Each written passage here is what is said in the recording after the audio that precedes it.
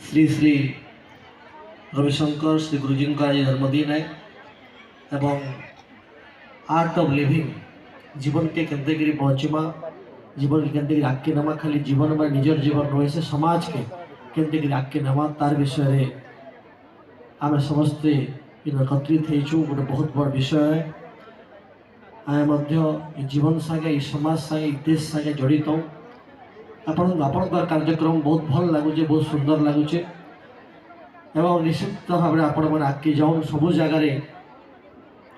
art of living कथा लोक मैंने जानून आप सत्ता सहित जड़ित हो और विशेष किसी नहीं कहे समस्ते गोटे मूड समस्त थे आज गोटे मूड के भगवान लगे ना चाहवा